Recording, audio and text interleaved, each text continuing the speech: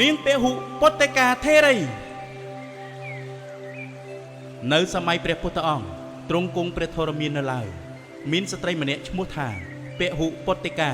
និងស្វាមីរស់នៅជួបជុំគ្នាដោយមានកូនប្រុសស្រីជាច្រើននាក់ស្វាមីរបស់អញ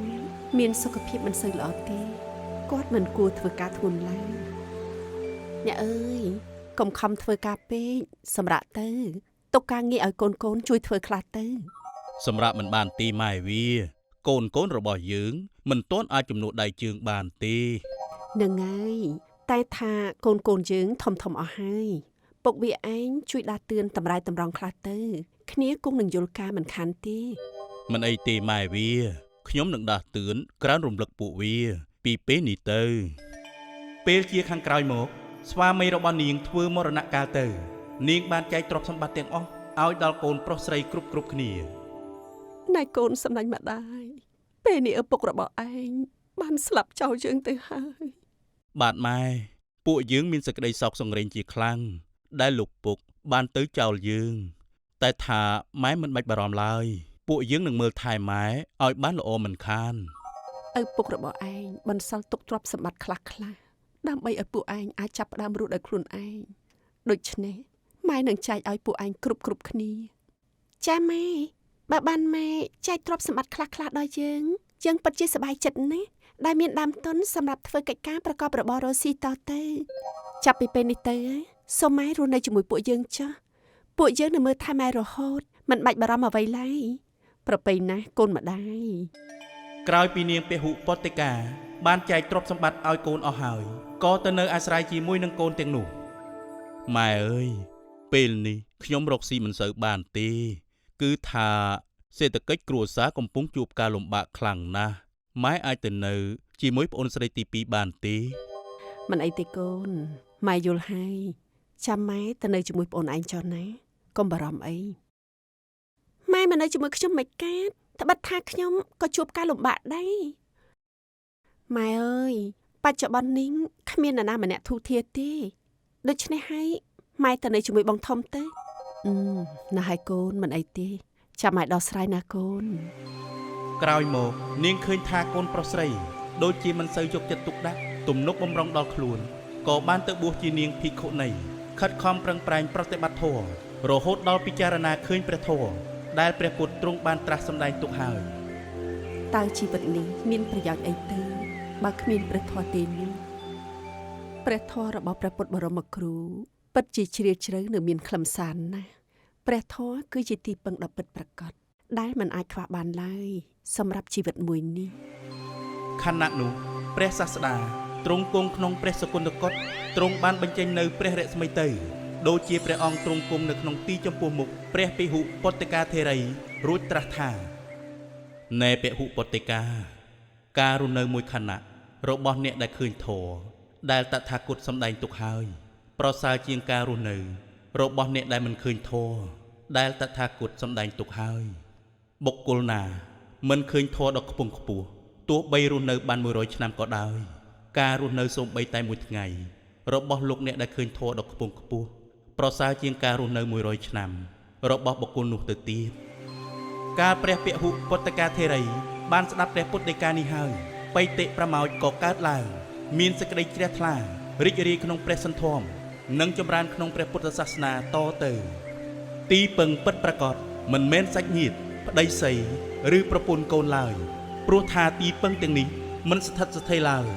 ទីពឹងដ៏ខ្សែគឺទីពឹងខ្លួនឯង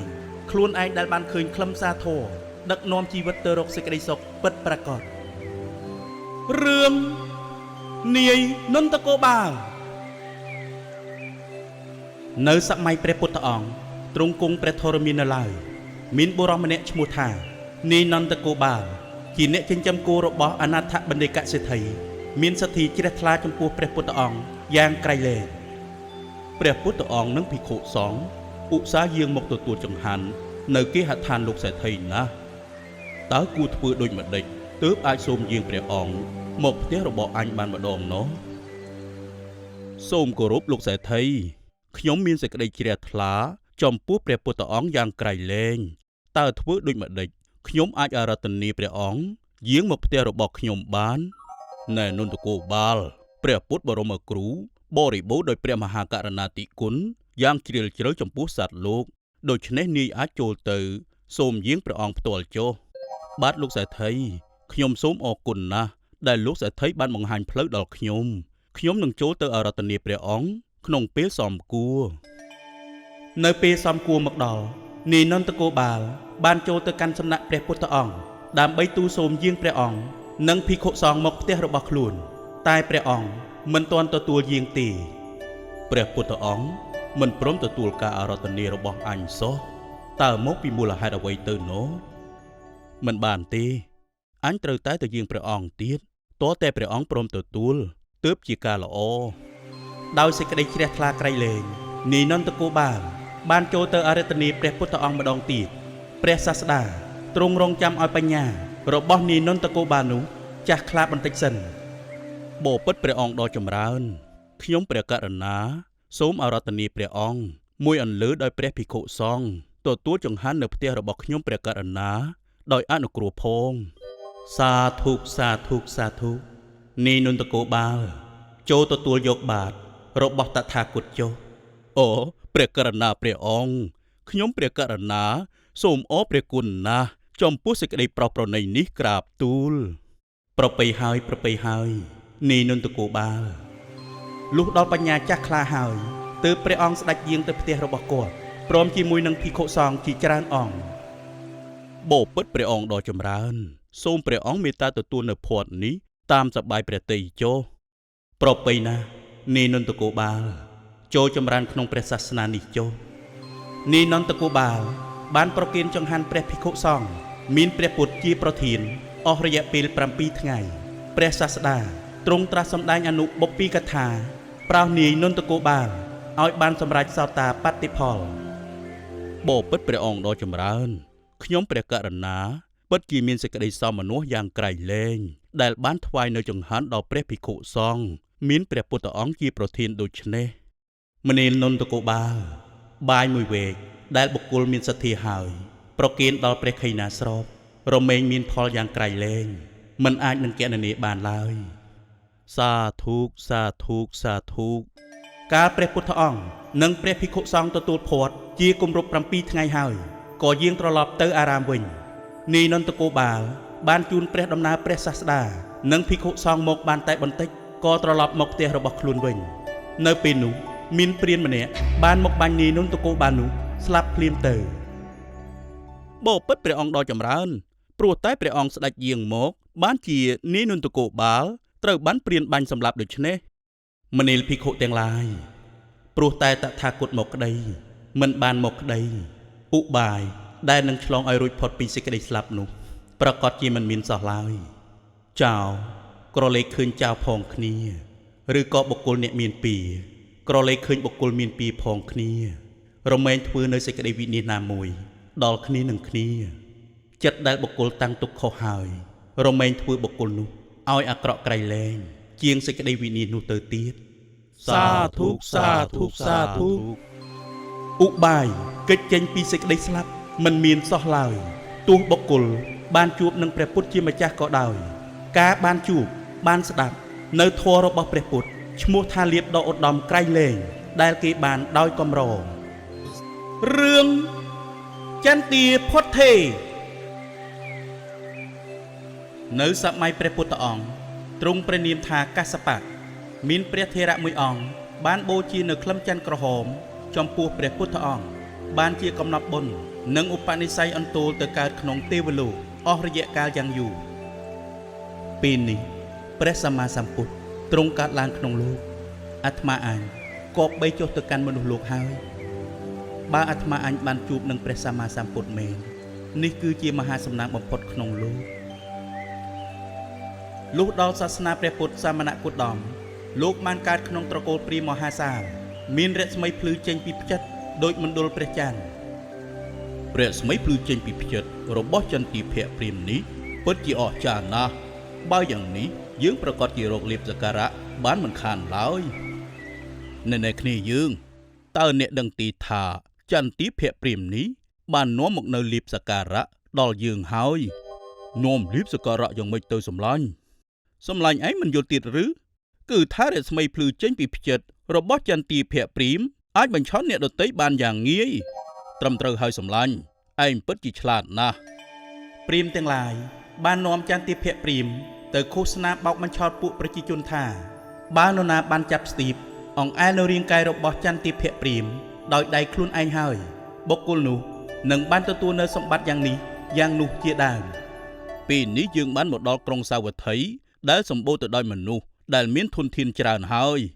ពិតជាល្អណាស់សម្លាញ់ក្រោយមកពួកព្រាហ្មណ៍បានធ្វើដំណើរទៅដោយលំដាប់រហូតដល់ទីក្រុងសាវត្ថីបានជួបប្រទះនឹងព្រះអរិយសាវកទាំងឡាយរួចក៏និយាយអួតអាងនៅអនុភាពរបស់ចន្ទាភ័ក្រព្រាហ្មណ៍ប្រាប់ដល់ព្រះអរិយសាវកទាំងនោះណែអ្នកទាំងឡាយតើអ្នកដឹងទីថាព្រាហ្មណ៍នេះមានអនុភាពណាស់ឃើញទេរស្មីភ្លឺចេញពីផ្ចិតរបស់លោកគឺថាបើបុគ្គលណាបានស្ទាបរាងកាយរបស់លោកហើយនឹងនាំមកនៅលៀបសំណាងទ្រព្យសម្បត្តិហូរចូលគ្រប់ពេលវេលាមិនខានឡើយព្រះបរមគ្រូរបស់អាត្មាភាពទើបជាបុគ្គលមានអនុភាពក្រៃលែងក្នុងโลกនេះព្រះអរិយសាវកទាំងនោះបានពោលសរសើរអំពីអនុភាពរបស់ព្រះបរមសាស្តាជនទាំងពីរក្រុមនេះបានប្រកែកជជែកគ្នាមិនចេះដាច់ស្រេចសោះហើយក៏នាំចន្ទាភ័ក្រព្រាហ្មណ៍ទៅគាល់ព្រះសម្មាសម្ពុទ្ធបើអ្នកថាគ្រូរបស់អ្នកមានអនុភាពខ្លាំងចូលនាំខ្ញុំទៅជួបបានទេខ្ញុំពិតជាចង់ពិសោធន៍ណាស់ថាតើរវាងខ្ញុំនិងគ្រូរបស់អ្នកមួយណាមានអនុភាពជាងចម្រើនពរព្រាហ្មណ៍គ្រូរបស់អាត្មាភាពពេលនេះកំពុងគង់នៅក្នុងវត្តចេតពុនឯណោះបើអញ្ចឹងតោះយើងទៅជួបគ្រូរបស់អ្នកទាំងអស់គ្នាមើលពេលចន្ទាភ័ក្រព្រាហ្មណ៍ចូលទៅគាល់ព្រះពុទ្ធជាម្ចាស់នោះរស្មីរបស់គាត់ក៏បានបាត់រលត់ចេញពីផ្ចិតអស់ទៅពេលចេញមកខាងក្រៅរស្មីក៏ត្រឡប់មកស្ថិតនៅត្រង់ផ្ចិតដូចដើមវិញចន្ទាភ័ក្រព្រាហ្មណ៍បានធ្វើការសាកល្បងមើលអស់រយៈពេល3ដងទើបមានសេចក្តីអស្ចារ្យយ៉ាងខ្លាំងក្នុងចិត្តព្រះសមណរូបនេះពិតជាចេះមុនអាគមដែលធ្វើឲ្យរស្មីរបស់អញវិនិច្ឆ័យហើយមើលទៅបបិទ្ធសមណៈតើលោកអាចបង្រៀនខ្ញុំឲ្យចេះមុនអាគមដែលអាចបញ្ជារស្មីផ្ចិតនេះបានទេមនាលព្រាហ្មណ៍បើអ្នកចូលមកបួសក្នុងសំណាក់នៃតថាគតនឹងឲ្យអ្នករៀនមុនអាគមនោះបាន